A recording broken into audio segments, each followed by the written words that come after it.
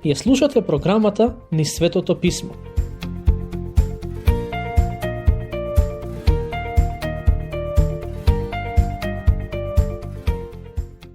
Драги пријатели, ако имате Библија до себе, отворете ја кај глава 28 од книгата Изреки. Ке го прочитаме првиот стих. Безбожниот бега кога никој не го гони, а праведниот е смел како лав. Гревот секогаш води кон некаков страв во животот, без разлика дали луѓето го препознаваат коренот на тој страв или не. Кога луѓето прават некаков грев, најчесто се свесни дека прават нешто погрешно и затоа имаат одреден страв. Но има и такви чија совест е до толку оттапена, што не се свесни за поврзаноста помеѓу гревот и стравот. Пред некое време, имав прилика да проповедам пред една група луѓе. Помеѓу нив имаше млад дечко и млада девојка кои не беа венчани, а живееја заедно. Темата на мојата проповед беше гревот, но никогаш не спомнав нешто поврзано со нивната ситуација. Изгледа дека дечкото си ја имаше мувата на капата и постојано се обидуваше да аргументира дека тоа што тој и неговата девојка го прават не е погрешно.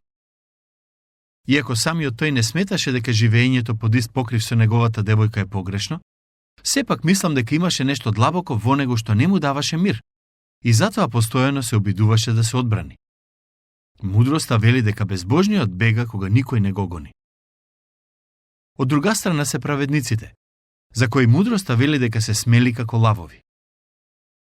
Ако знаете дека во некоја ситуација сте во право и ја кажувате вистината, вие нема да имате проблем да бидете смели и храбри. Оние кои лажат и кои живеат во грев не се храбри, туку имаат нешто што се нарекува комплекс на вина. Всушност, сите ние имаме комплекс на вина бидејќи сме грешни. Но тој комплекс е особено изразен кај оние кои направиле некаков грев и сакаат да го сокријат.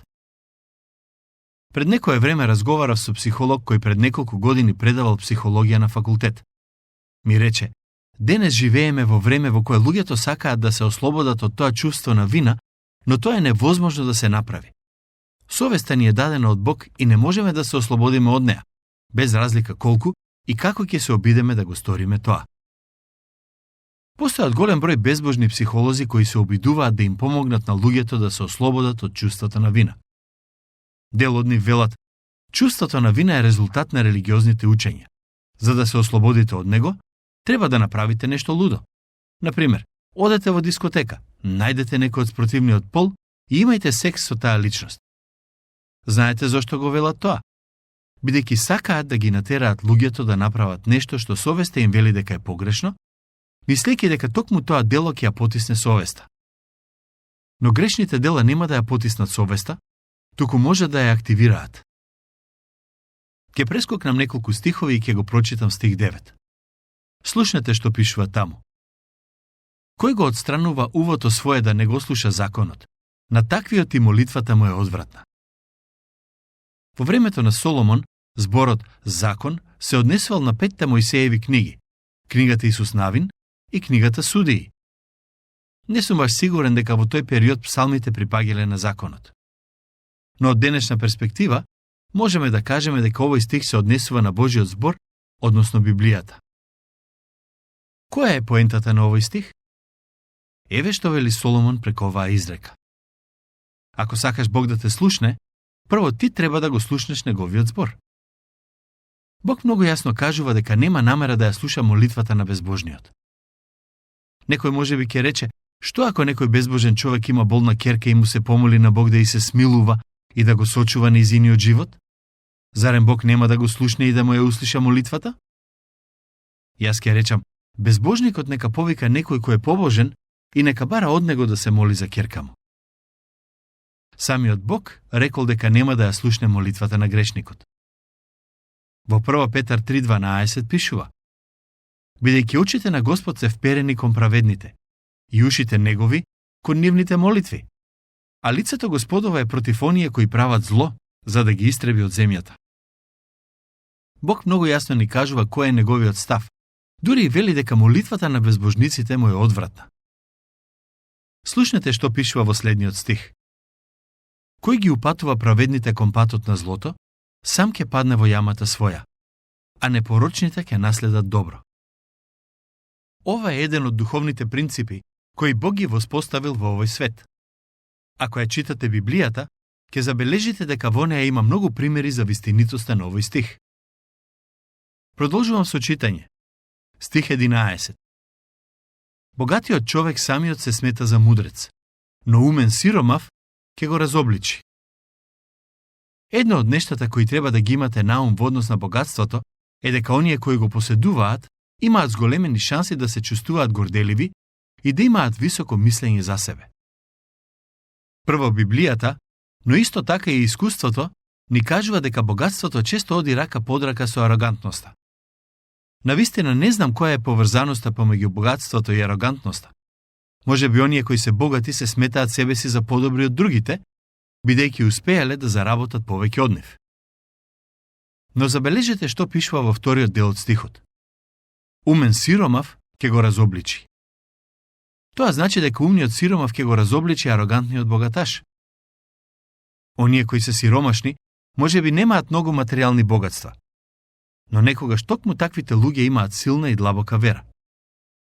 Некогаш, кога сиромашите ги слушаат богатите, тие знаат дека зборовите што излегуваат од нивните усти се површни и празни и дека немаат разбирање на духовните нешта. Се разбира, ова не значи дека богатите се секогаш арогантни и дека нивните зборови се секогаш површни и празни, а сиромашните се секогаш длабоки и имаат силна вера. Некогаш нештата ќе бидат спротивни. Идејата на царот Соломон е да ни даде до знаење дека богатството не подразбира мудрост, ниту сиромаштвото незнаење. Забележете што пишува во стих 13. Кој ги крие престапите своји, нема да напредува, а кој се кае и ги остава, ќе биде помилуван. Ова е многу важно. Ако сте христијанин и се обидувате да ги прикриете своите престапи, сакам да знаете дека тој обид нема да заврши добро. Знам дека има христијани кои се обидуваат да ги сокријат своите престапи. И јас сум се обидел да го сторам тоа. Тоа е исто како да ставите ханзапласт над ткиво заразено со рак. Таков е ефектот на обидот да се прикрие гревот. Од друга страна, Соломон вели дека оној кој го признава гревот, ќе добие милост. Во првото послание на Јован пишува: Ако ги исповедаме гревовите своји, тој е верен и праведен за да не ги прости гревовите и да не очисти од секаква неправда. Тоа не значи дека треба јавно да ги исповедаме гревовите пред сите луѓе, туку пред Господ. Да му дозволиме на Бог да се справи со гревот во нашите срца. Ако бидеме искрени пред Бог и се исповедаме, може би тој ќе не поттикне да разговараме за тие гревови со некоја доверлива личност, која ќе се моли за нас да чекориме во светост. Стих 14. Блажен е оној човек кој секогаш се бои, а кој го ожесточува срцето свое, ќе падне во неволја. Ова е уште една прекрасна изрека. Поентата е дека се благословени оние кои имаат страф од Господ. Почетокот на мудроста е верноста кон Господ, а почитувањето на светиот е разум. Што значи да се има страф од Бог? Тоа значи дека сте свесни за Божјата големина и сеприсутност и живеете на начин кој му е угоден нему. За разлика од блажените луѓе, има и такви кои го ожесточуваат своето срце, односно не сакаат да го слушнат Божјиот збор и да живеат според Божјата волја. Во овој дел од програмата, сакам да напоменам нешто многу важно кое е поврзано со стихот што го прочитавме. Со оглед на тоа што долго време ја поучувам Библијата, низ годините имам добиено многу повратни информации поврзани со овие поуки. Една жена ми го напише следново: Ти го пишувам ова со Христовата љубов. Често ги нагласуваш грешките на христијаните, но зарем немаш да им кажеш нешто што ќе ги охрабри? Прво, сакам да напоменам дека моја задача е да ја поучувам Библијата и верно да ја пренесам нејзината порака. Верувам дека живееме во време на големо духовно отпадништво и треба да се зборува за тоа. Но свесен сум дека на христијаните им е потребно и охрабрување. И затоа сметам дека треба да ги охрабрувам христијаните да чекорат верно по Божиот пат. Прво, потребно е охрабрување зашто христијаните се соочуваат со многу притисоци. А второ, потребно е охрабрување бидејќи, ако христијаните не живеат според нивната вера, големи се шансите дека нивните ближни нема да сакаат да го следат Христос. Затоа, денес сакам да ве охрабрам да продолжите да чекорите по Божиот пат и да имате стравопочит од него. Царот Соломон вели дека оние кои се бојат од Бог се благословени луѓе. Продолжуваме со читање. Забележете што пишува во стих 17. Човекот, виновен за пролевање на човечка крв, бега до гроб, за да не го фати некој. Со други зборови, оној кој направил голем криминал и е свесен за своето злодело, ќе ја носи таа постапка со себе до крајот на животот и постојано ќе му биде тешко за тоа, а и ќе се плаши дека некој ќе сака да му се одмазди. Некои луѓе не само што живеат во страв, туку и одлучуваат да извршат самоубиство. Еден таков пример имаме и во Новиот Завет. Јуда Искариотски, предавникот на Господ Исус Христос, се обеси бидејќи не можеше да ја поднесе тежината на својот грев. Пред некој ден, еден инспектор ми рече: знаеш, некогаш имаме криминални случаи кои траат со години и навистина ни е тешко да ги решиме, бидејќи немаме доволно докази со кои би работеле. Во целото тоа бунило, знае да се појави некој маж или жена, кои се наоѓаат во затвор и ни признаваат дека се виновни за случаите на кои работиме. Знаете зошто се случува тоа? Бидејќи тие злодела ги носат врежени на својата совест и сакаат да ги кажат за да си ја олеснат вината. Бог го создал човекот на таков начин што чувствува вина.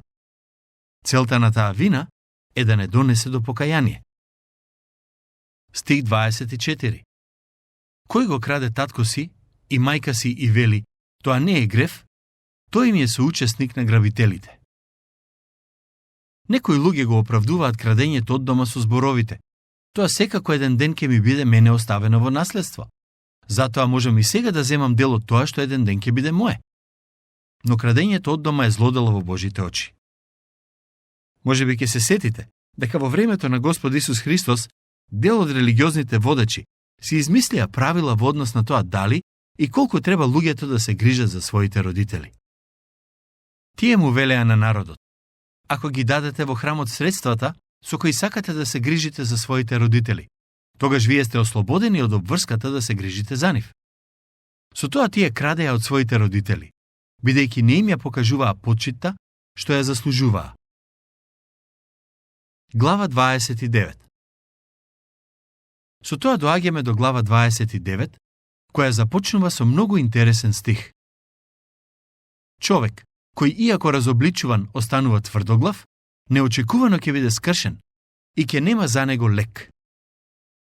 Бог има многу начини на кои не разобличува, а сепак некои луѓе си продолжуваат постаро. Познавам луѓе кои беа предупредени од страна на Бог за нивните престапи, но си продолжија да живеат по свое и по некое време се соочија со Божиот праведен суд.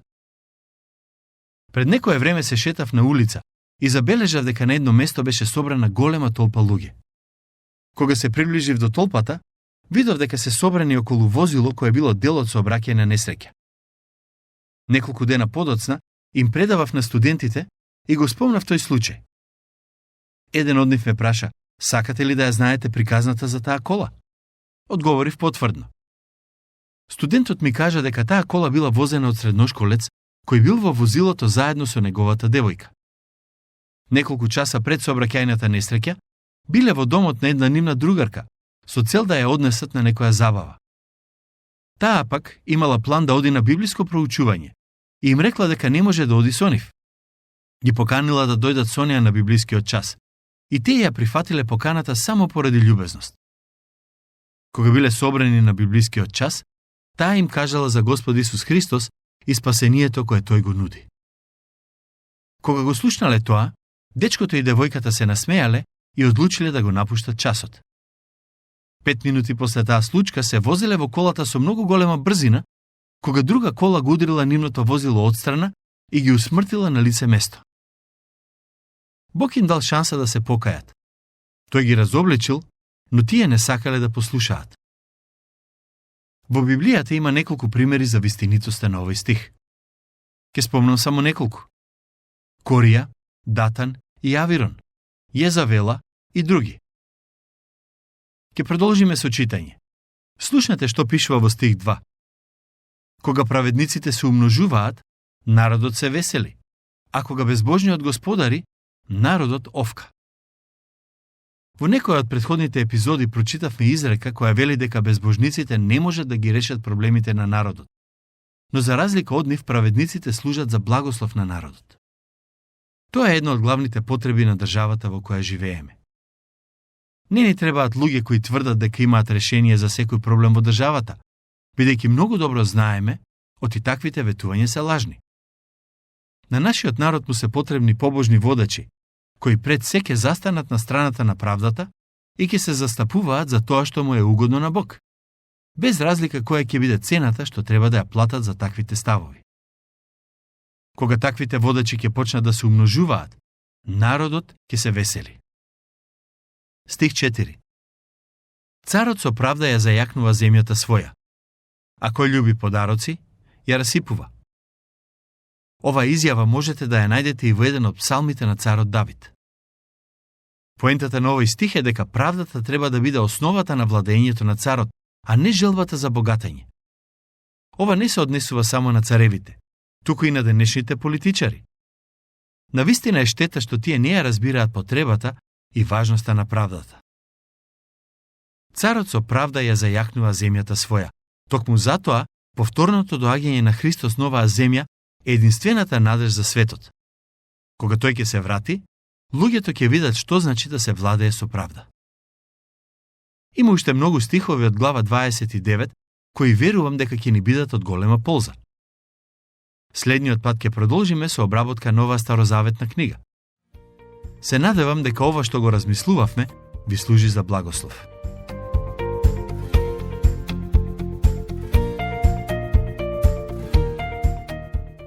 Слушнавте емисија од програмата Низ Светото Писмо. Можете да не слушате и преку мобилна апликација на нашиот YouTube канал и на сите познати подкаст платформи, како што се Google, Apple и Spotify. Ако ви се допаѓаат нашите програми, споделете ги и препорачајте ги на вашите пријатели. Бидете слободни да оставите свој коментар или да ни пишете на нашата имейл адреса nizsvetopismo@gmail.com. Следете ги нашите страни Низ Светото Писмо Македонија на Facebook и Instagram. Емисиите од оваа серија можете да ги најдете и на нашата веб страна ttb.twr.org.